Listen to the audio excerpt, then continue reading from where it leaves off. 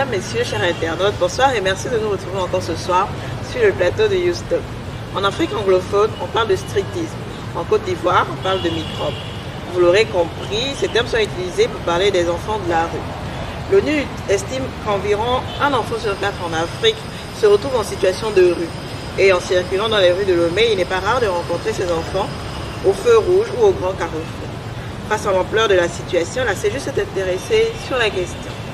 Comment comprendre la problématique des enfants en situation de rue en Afrique?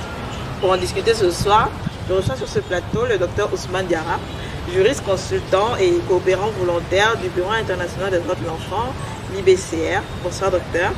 Bonsoir. Je reçois également M. Koudjo Gadje, directeur exécutif de l'association Le Collectif pour le développement intégral de l'enfant et de la jeune fille à Séguet. M. Koudjo, bonsoir. Bonsoir. Alors, sans plus tarder, je vais commencer par poser la première question qui concerne la clarification conceptuelle. Docteur Ousmane Diarra, qu'est-ce qu'on entend par enfant? Qu'est-ce qu'un enfant, selon la loi? Alors, merci Andrea. Bonjour encore une fois à nos chers internautes. Je voudrais préciser juste quelque chose par rapport aux dispositions internationales. De manière générale, l'enfant est considéré comme étant une personne, un être humain qui n'a pas encore atteint 18 ans révolus. Alors, selon les différents textes, la Convention internationale relative aux droits de l'enfant du 20 novembre 1989, cette disposition donne quelques assouplissements, c'est-à-dire qu'un enfant, c'est une personne âgée de moins de 18 ans, sous réserve des dispositions nationales, c'est-à-dire qu'au niveau national d'un pays, la disposition, il peut arriver qu'on puisse fixer ce qu'on appelle disons, un âge émancipé. Alors, par rapport à la Charte africaine des droits de l'homme et des peuples relative à la Charte africaine des droits et bénéfices de l'enfant, l'enfant est considéré comme étant une personne qui n'a pas 18 ans révolus.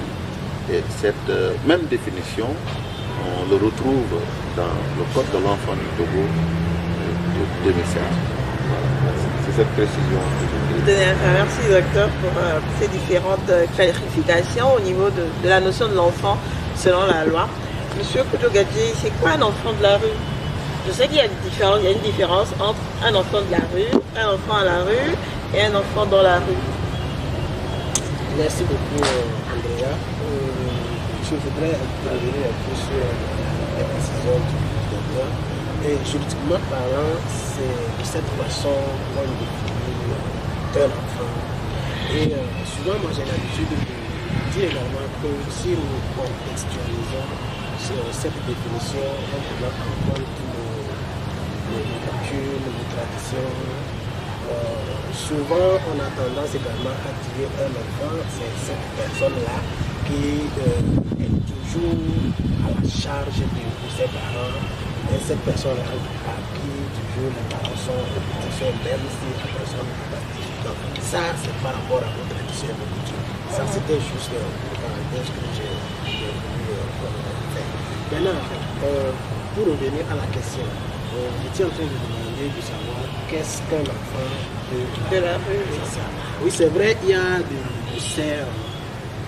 ces opérations qui sont là, enfants de la rue, enfants de rue, enfants en situation de la rue. Et souvent, moi, j'aime qu'on parle de l'enfant en situation de la rue. Maintenant, l'enfant de la rue, je veux dire, c'est cette personne-là, cet enfant-là, qui ne fait pas de la rue son domicile, qui ne met pas de la rue, comment dire, tout le temps, mais qui est à un moment donné, et après, il essaie encore de repartir. C'est-à-dire, l'enfant a un chien. Un chien, du coup, la rue, c'est pas son environnement quotidien ou permanent. Voilà, ce n'est pas son environnement permanent. L'enfant a un chien. Et sauf que c'est par rapport à certaines situations ou certaines certains problèmes, donc si je peux l'appeler comme ça, qu'il se retrouve à un moment donné à survivre. D'accord. Merci beaucoup. Docteur, c'est quoi un enfant dans la rue et un enfant à la rue? Oui, comme il a dit tout à l'heure, l'appellation utilisée est l'enfant en situation de la rue. Alors, le Code de l'enfant du Togo, en ses articles 282 et 283, donne une définition de ce qu'on appelle enfant de la rue et enfant dans la rue. Alors, l'article 282 considère comme enfant de la rue un enfant qui prend la majeure partie, une bonne partie, qui vit et habite dans la rue. C'est-à-dire que l'enfant, du matin au soir, fait toutes ses activités, il est dans la rue, il vit dans la rue et il habite dans la rue. C'est ce qu'on appelle un enfant de la rue. Alors, l'enfant dans la rue a été défini par l'article 283 du Code de l'enfant du Togo comme étant un enfant qui vit dans la rue, la majeure partie de son temps est passé dans la rue, mais il se retrouve en famille le soir dans l'après-midi. On va encore plus loin, bon, là le code ne l'a pas défini, mais dans certaines circonstances, on parle d'enfant à la rue. L'enfant à la rue, c'est un enfant qui se retrouve dans la rue de manière temporaire. Comme par exemple, les enfants qui de manière temporaire, voilà, situation de fou, par exemple, un enfant qui, pour échapper voilà, à la correction des parents, fuit le domicile pendant un certain temps, mais il finira par se retrouver, il peut finir par se retrouver dans la famille. Cet enfant en situation de rue peut être transformé pour devenir un enfant de la rue, parce qu'il y a eu des cas comme ça dans certains pays. D'accord, merci docteur. Alors, des chiffres assez préoccupants. Les Nations Unies estiment qu'il y a environ plus de 120 millions d'enfants qui se retrouvent en situation de rue dans le monde entier et plus de 30 millions se retrouvent en Afrique. Alors, ces chiffres sont assez alarmants et moi, je voudrais bien savoir un peu quelles sont les causes, quels sont les facteurs qui sous-tendent ce phénomène et qui encouragent les enfants à aller dans la rue, monsieur Poupou. Merci beaucoup encore une fois pour la question. Juste, il faut encore préciser que tous les enfants sont potentiels enfants en situation de exception. Maintenant, quand on revient à ces chiffres que vous venez de donner, vous voyez qu'on a attribué à l'Afrique combien? Plus de 30 millions. Plus de 30 millions sur 1 million. Sur 120 millions. 120 millions. Donc ça veut dire qu'on bat le record. Oh, wow, en tout cas, énorme. Les causes sont vraiment multiples. Les causes sont vraiment multiples. Et en première vue, la tendance de soutenir, c'est l'état de pauvreté.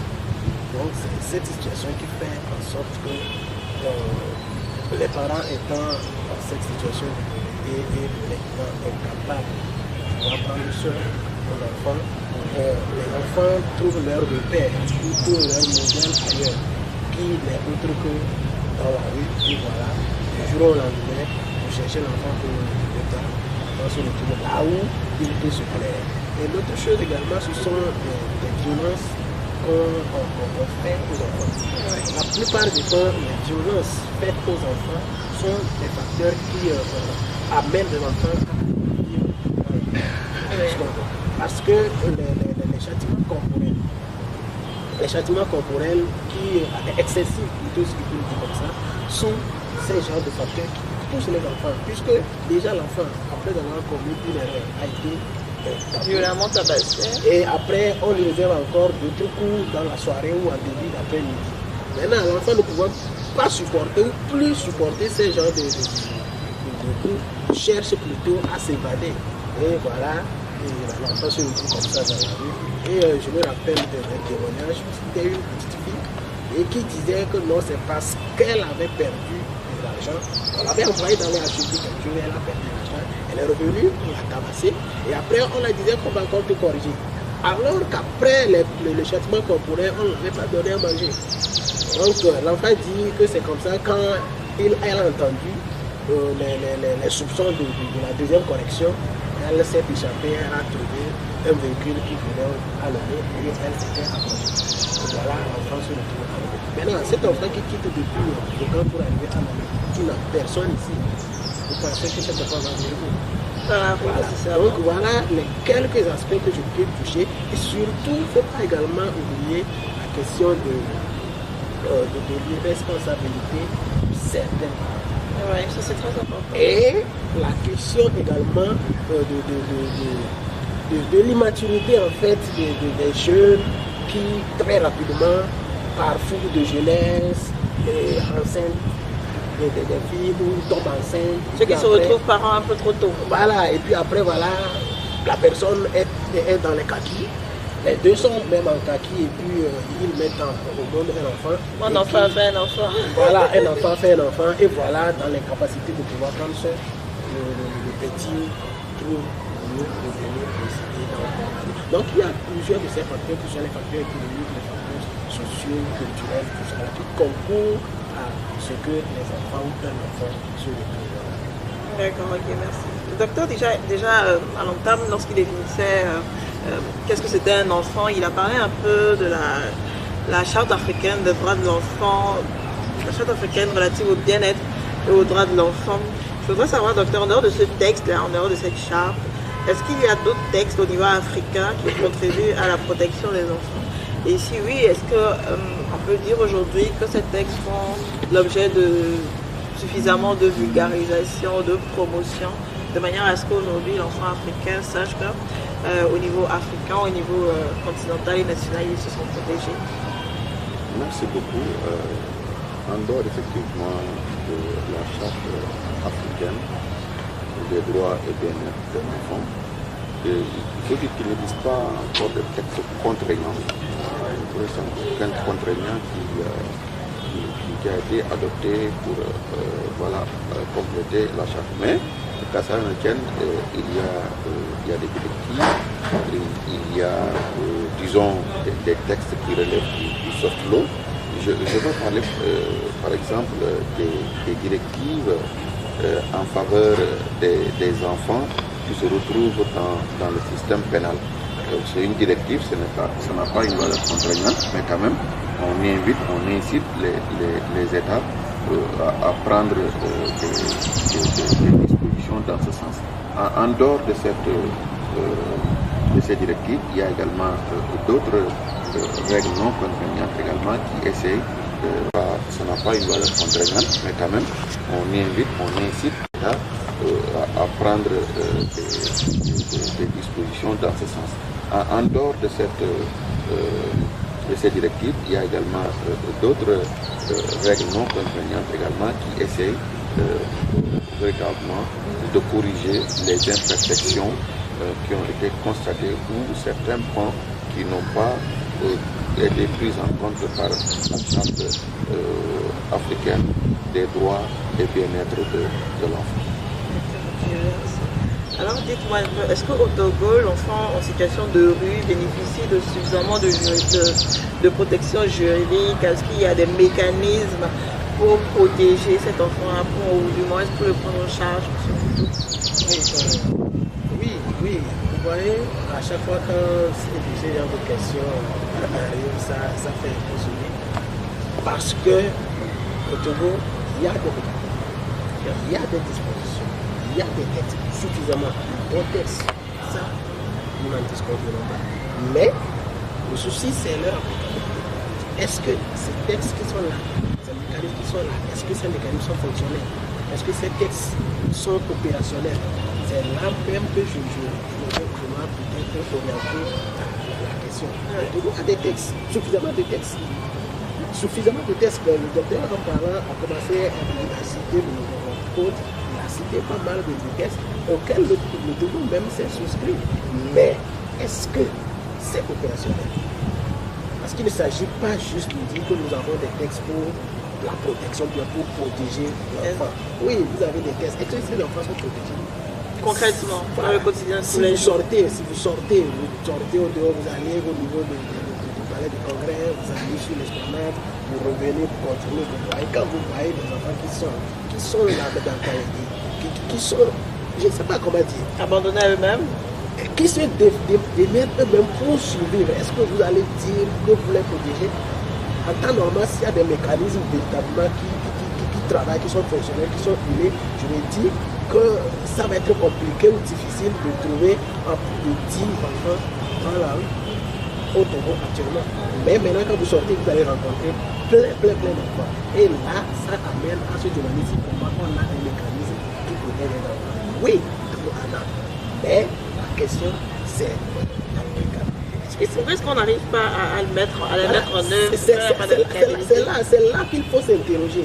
Est-ce que ce sont, ça va faire un peu rire, est-ce que ce sont les enfants même qui refusent d'être protégés ou c'est parce qu'il y a un manque de volonté quelque part? C'est ça là, le problème. Parce que vous voyez, la question de la protection de l'enfant nécessite énormément de moyens. Financiers. Voilà. Maintenant, si vous ne disposez pas de ces moyens, ça va être compliqué.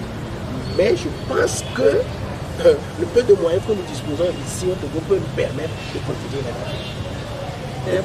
les enfants. Parce que vous voyez, actuellement, si vous allez même au lieu de dotation de l'enfant, des pour si vous voyez comment est-ce que l'enfant vit là, si vous revenez, vous allez vous demander pourquoi même ne pas laisser ces enfants dans la rue et les laisser là-bas. Non, mais aujourd'hui, il faut dire quand même que les brigades pour mineurs n'existent plus vraiment en tant que telles. Aujourd'hui, on a le CATCH, le centre d'accueil pour le vrai emploi de Kakaveli, voilà, qui fait un excellent travail déjà au passage en ce qui concerne la prise en charge des jeunes, des enfants en conflit avec la loi et tout ça. Je trouve qu'ils font un excellent travail. C'est à féliciter. Mais bon, oui, en fait, je ne suis pas en train de peindre en noir les efforts qui sont déjà faits. Non. Mais juste pour dire qu'il y a encore à faire en fait. oui. Il y a énormément à faire. Ce qu'on a fait, c'est déjà bien, mais il y a énormément à faire. D'autant plus que la demande est grande. Il va falloir qu'on augmente aussi nos capacités. Il ne faut pas qu'on s'enferme sur le peu qu'on a et qu'on se lève de problème. Donc voilà, il faut disposer de vos textes. Mais la question reste, est-ce que c'est concrètement appliqué? Est-ce que c'est C'est là le bas blesse, comme on dit. Hein. D'accord, merci.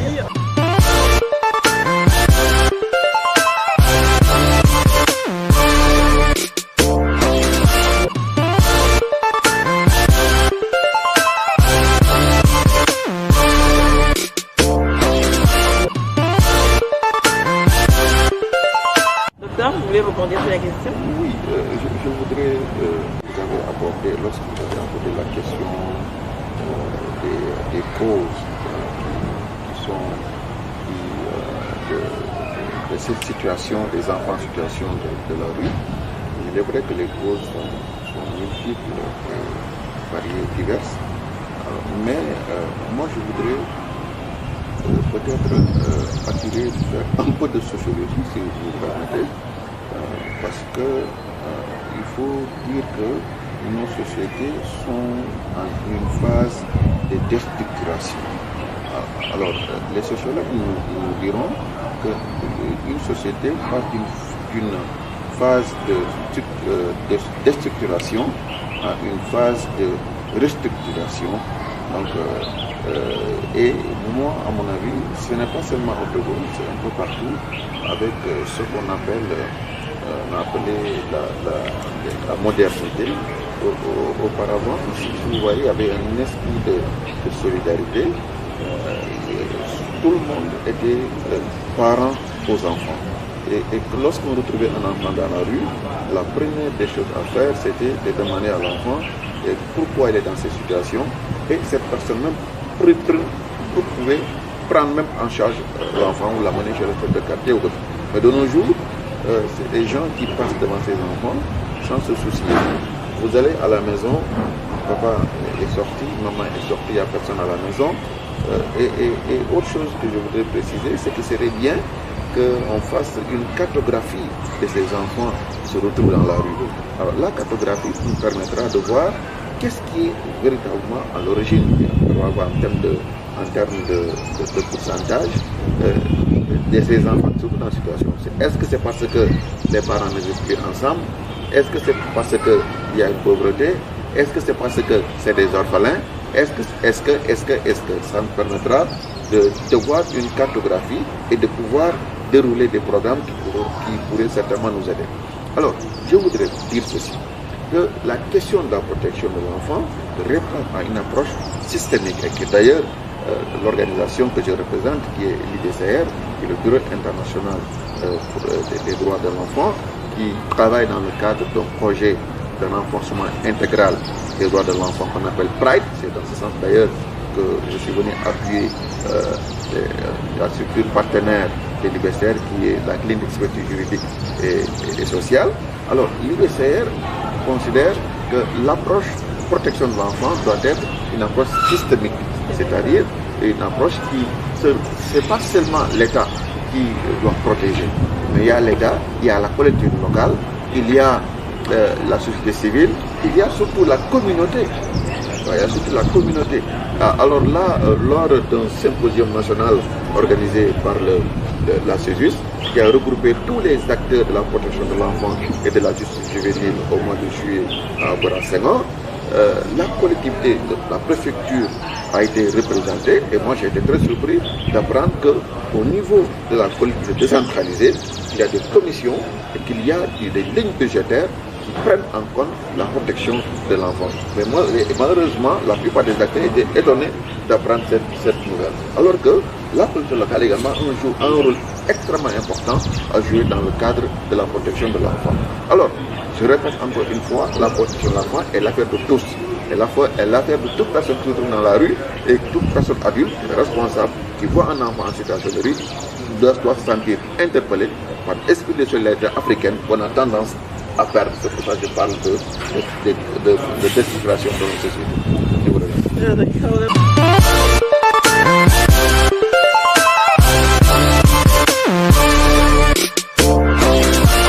Africain en tout cas, on célèbre chaque année, chaque 16 juin, la journée internationale de l'enfant africain.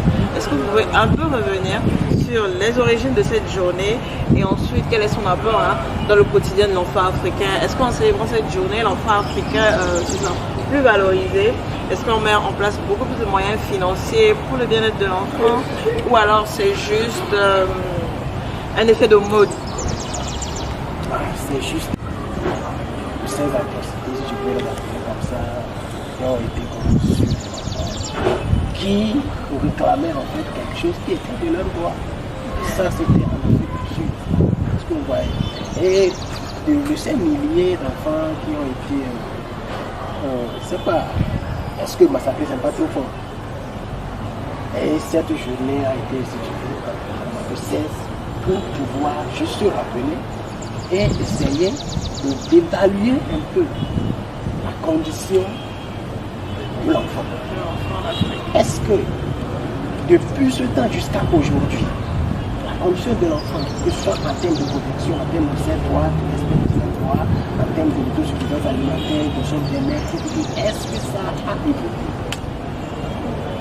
Mais des fois, cette journée, ils le transforment en une journée de fête. Je me dis ça, c'est pas une journée où il faut fêter, mais une journée qui m'amène à réfléchir, à se demander si véritablement, est-ce que ce qui s'est passé à Soweto, si je ne me trompe pas, est-ce que ça se passe encore actuellement dans certaines de nos villes africaines? Si oui, pourquoi? Comment est-ce qu'il faut le faire pour pouvoir éviter cela? Normalement, ce sont des questions comme ça qui essaient d'alimenter cette journée et qu'on célèbre et qu'on a nommé la journée de l'enfant International de l'enfant africain. C'est vrai. Donc, pour ma foi, ce n'est pas pour mettre en cause de l'argent, ce n'est pas pour peut-être, c'est pas quoi, mais juste pour se demander, pour évaluer, faire un stop, faire un arrêt et essayer de rejouer le film pour voir si effectivement, est-ce qu'il n'y a pas des enfants qu'on est encore en train d'appeler enfants dissortis comme Macron quelque part, est-ce qu'il n'y a pas de ces enfants qui sont là, qui peut-être à force de demander, je veux 100 francs pour aller manger, on prend une lame, on lui déchire les mains, est-ce que ça ne se passe pas? Si ça se passe, ça veut dire qu'on a encore du chemin à faire. Mais au cas où ça ne se passe plus, là, on remplace. On remplace.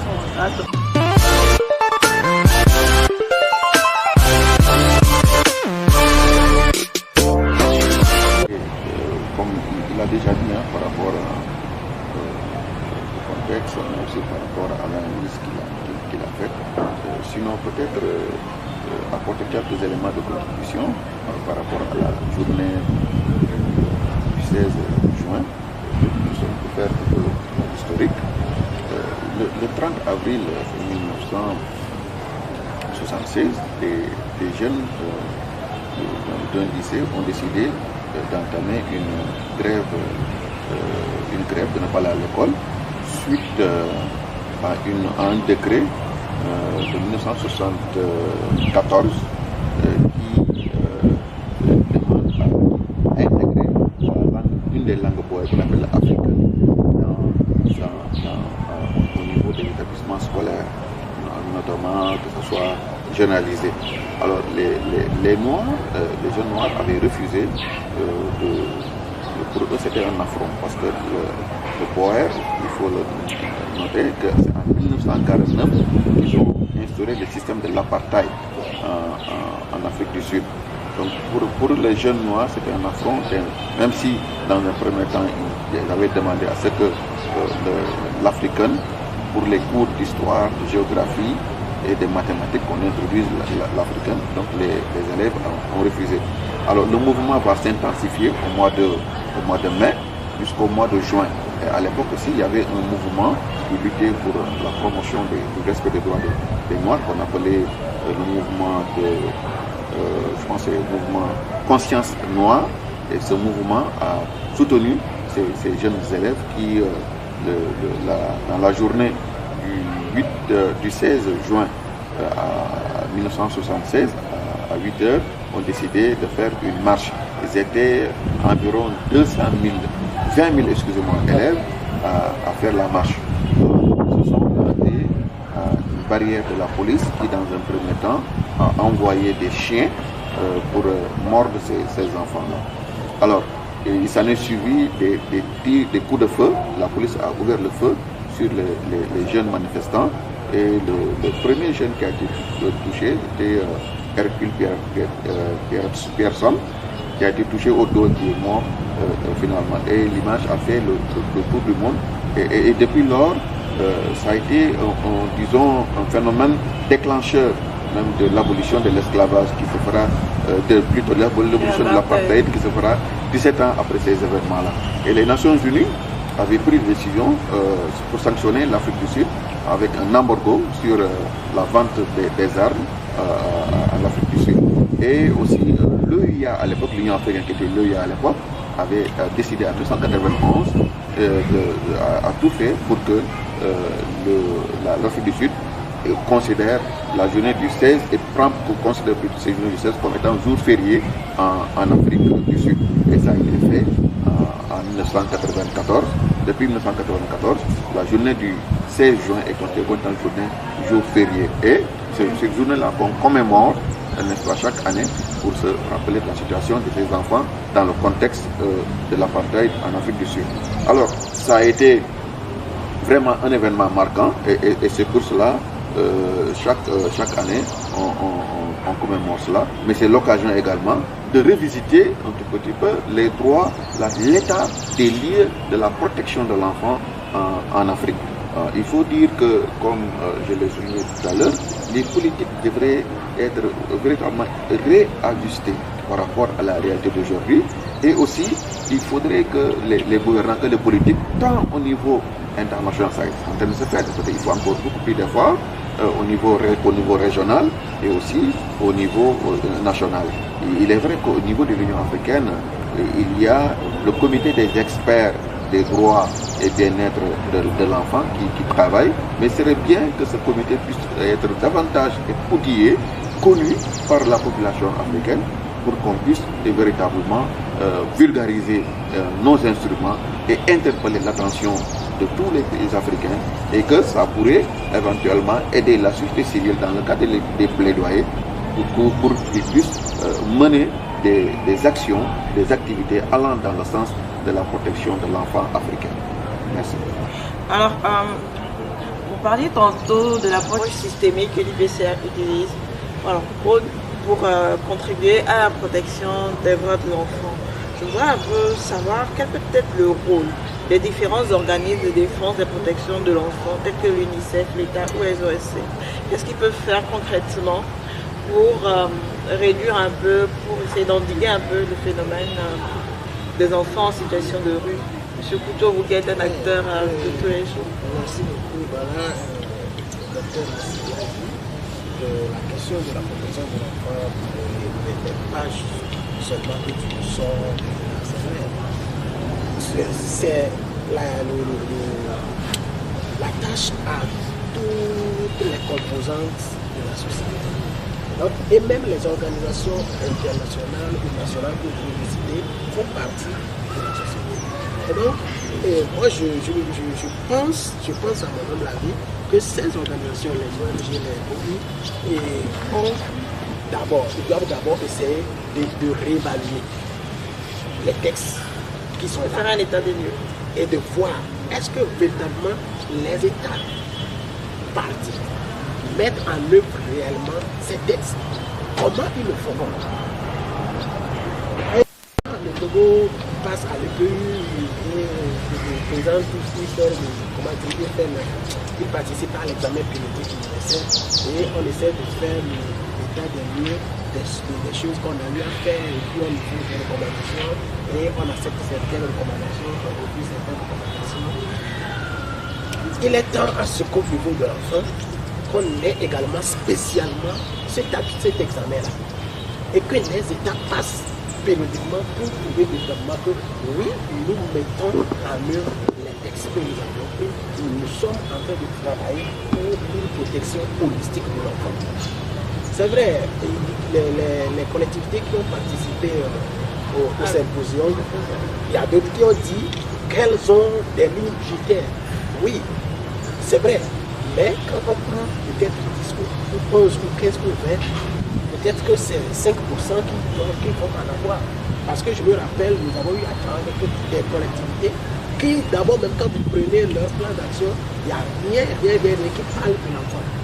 Il n'y a rien qui parle du droit de l'enfant. Il n'y a rien qui est lié à l'enfant. Donc, vous voyez, déjà, s'il y a de ces genres d'acteurs qui, normalement, doivent être au chevet des enfants, ne considèrent pas la protection de l'enfant comme un travail, comme quelque chose qu'il faut faire au jour le jour, vous voyez qu'il y a problème. Donc, tous les acteurs ont leur responsabilité, ont leur part à jouer. Et maintenant, les acteurs de la société civile, les associations et autres. Pour les associations, moi je ne les culpabilise pas. Parce qu'il faudra qu'ils aient des moyens d'abord avant de pouvoir fonctionner. Maintenant, s'ils n'ont pas des moyens, je pense que le peu qu'ils peuvent faire, ils essaient de le faire. Mais il faut qu'on redouble encore de choses. Parce que quand on regarde, quand on jette un regard en arrière, la question qu'il faut se poser est de savoir, est-ce que les enfants actuellement ne subissent pas des choses pires que ce qui s'est passé à Soweto? Je dis oui. Il y a des enfants qui subissent des choses pires que ça. Des atrocités. Et des fois, quand vous voyez quelqu'un en train de maltraiter un enfant, tu te demandes si vraiment lui aussi il est un être humain. Donc, juste pour dire que toutes ces organisations ont vraiment un rôle très important à jouer, que ce soit en amont, pour faire la supervision, pour faire le suivi, et encore l'accompagnement. C'est important.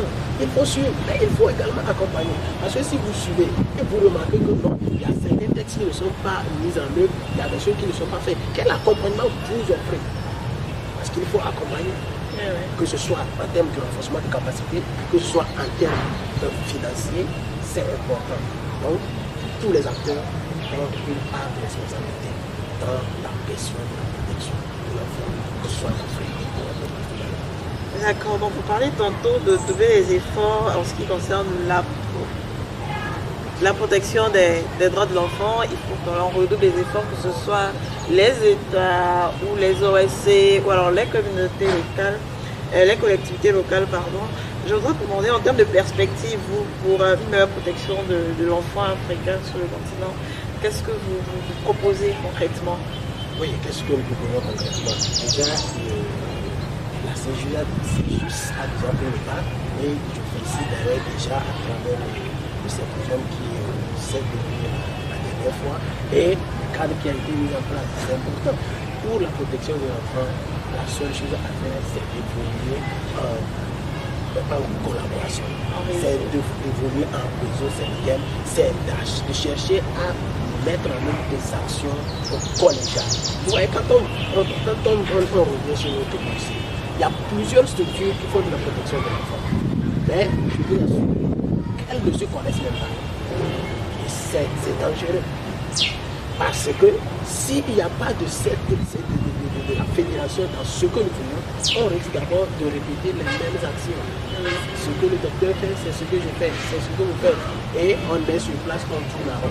Maintenant, si on fédère nos efforts, je pense qu'on pourra apprendre les uns des autres et qu'on pourra créer d'autres initiatives permettant de mieux prendre en charge l'enfant africain. Merci M. Koudjo pour les différentes perspectives que vous avez pour la meilleure protection des droits de l'enfant en Afrique. Docteur?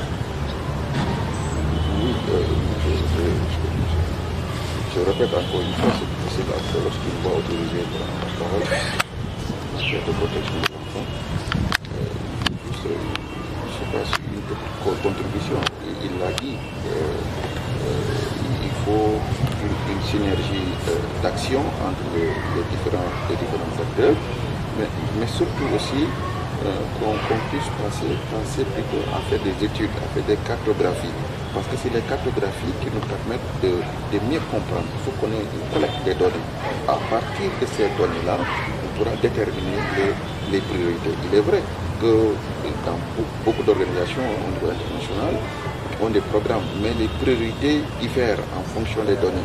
Alors parfois, si il n'y a pas de collecte de données, s'il n'y a pas de recherche, s'il n'y a pas d'études, il serait extrêmement difficile.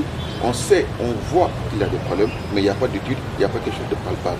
Les perspectives, la chose est déjà s'inscrit dans ce cadre, ce serait de faire des études, parce qu'il y a des organisations qui s'intéressent davantage à la protection de l'enfant. Je veux noter le cas de l'IBCR qui développe déjà le projet Pride et on va encore au-delà parce qu'il y a d'autres compétences que l'IBCR va offrir à ses partenaires au Togo pour davantage travailler dans la protection de l'enfant en général, particulièrement des enfants en conflit ou, si vous voulez, des enfants qui se retrouvent dans le système pénal. D'accord, merci. Merci docteur pour ces différents éléments de réponse. Alors, ma dernière question, ce sera vos mots de fin. Est-ce que vous pouvez dire, alors on est déjà à la fin de cette émission, est-ce que vous avez des choses à dire, des sollicitations, je ne sais pas. Merci beaucoup pour le mot de fin. D'abord, je vous remercie juste pour le travail que vous avez réussi. C'est énorme. Il faut être dans le domaine pour savoir d'énergie, le type d'énergie qui a été dépensé afin d'arriver à obtenir des résultats. Ma pensée également va vers les partenaires. La question de la protection de l'enfant est tellement complexe. Et donc, les organisations nationales ont vraiment besoin, pour les acteurs de la protection de l'enfant sur le plan national, parce que nous sommes ont vraiment besoin de l'accompagnement. Quand on parle de l'accompagnement, c'est sur toute la ligne. C'est sur toute la ligne. Donc, il faut le secours de ces acteurs afin qu'on puisse notamment œuvrer pour qu'on ait un avenir meilleur des enfants. Et je demande à chacun de garder en tête cette pensée qui dit écoute le cri de l'enfant du cœur, une garçon. écoute le cri de l'enfant qui pleure et vient à son secours. C'est donc les mots de fin de M. Boudot, directeur exécutif de l'association ACDF, Association collective pour le développement intégral de l'enfant et de la jeune fille. Docteur, vos mots de fin? Oui, je voudrais tout simplement lancer un appel, inviter tous les acteurs, toute la communauté, la jeunesse, les femmes, tout le monde, à travailler dans le sens de la protection de l'enfant. Il faut savoir que l'enfant est le père de l'homme, il est l'avenir. Et si les enfants sont bien protégés, si les enfants, leurs droits sont respectés, je pense qu'on aura des adultes prêts vraiment à relever les défis du développement en Afrique. Je vous remercie. Merci docteur. Alors c'était un mot de fin du docteur Ousmane Diarra, juriste consultant et coopérant volontaire du Bureau international des droits de l'enfant, l'IBCR. Merci docteur. Je vous remercie donc d'avoir accepté d'être invité à ce plateau et d'avoir donné vos différents points de vue sur la problématique des enfants en situation de rue en Afrique.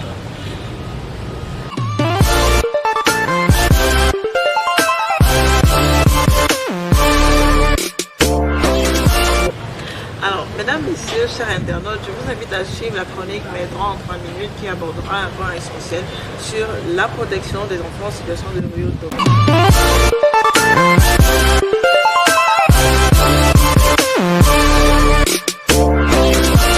Mesdames et messieurs, bonsoir. Bienvenue dans votre chronique Mes droits en 3 minutes. Le thème du jour, c'est la protection de l'enfant en situation difficile ou en danger. Un enfant, quel qu'il soit, où qu'il soit, bénéficie d'une protection particulière en raison de sa nature d'enfant. Il existe un cadre juridique international et national pour apporter une protection efficace aux enfants afin d'éviter qu'ils soient victimes de divers types d'abus. Toutefois, il arrive que certains enfants se retrouvent dans des situations dites difficiles ou en danger. En son article 276, le Code de l'enfant togolais énumère des situations dans lesquelles l'enfant peut être considéré en situation difficile ou en situation de danger. En effet, lorsqu'un enfant est sans soutien familial, exposé à la mendicité, aux abus sexuels, aux conflits, aux pratiques ayant un effet néfaste sur sa santé ou sa vie, le législateur estime que cet enfant est en situation difficile ou de danger. Pour mieux protéger cet enfant, le Code de l'enfant togolais prévoit une protection particulière. À cet effet, selon l'article 285 du Code, le juge des enfants peut être saisi d'une part par des institutions ou d'autre part par des individus. Il faut par ailleurs noter que face au cas des enfants en situation difficile ou en danger, le juge peut se saisir d'office du cas. Dans le cadre de ses fonctions, il reçoit des informations et les rapports des enquêtes émanant des services de police et des services sociaux, comme l'indique l'article 286. Le juge des enfants peut autoriser une mesure provisoire s'il est avéré que l'intérêt de l'enfant est menacé, comme l'indique l'article 287. Il peut aussi ordonner un examen médical ou psychoclinique pour déterminer les besoins de l'enfant, comme l'indique l'article 289. Outre ces mesures et conformément à l'article 290, le juge peut prendre la décision provisoire d'éloigner l'enfant de sa famille et de le soumettre au régime de tutelle, tout en obligeant les parents de l'enfant à participer aux dépenses de l'enfant. Il faut noter également que selon l'article 293, les décisions du juge des enfants sont susceptibles de recours et le droit d'appel et d'opposition appartient à l'enfant qui peut l'exercer lui-même ou le déléguer. Il faut relever que l'appel doit se faire dans les 15 jours qui suivent le prononcé des mesures. Pour conclure, il est important de souligner ici qu'en considération de l'intérêt supérieur de l'enfant, le juge peut reviser les mesures et les dispositions qu'il a prises à l'encontre de l'enfant, comme l'indique l'article 296. Mesdames et messieurs, merci de nous avoir suivis. C'est ici que se termine la chronique Mes droits en 3 minutes.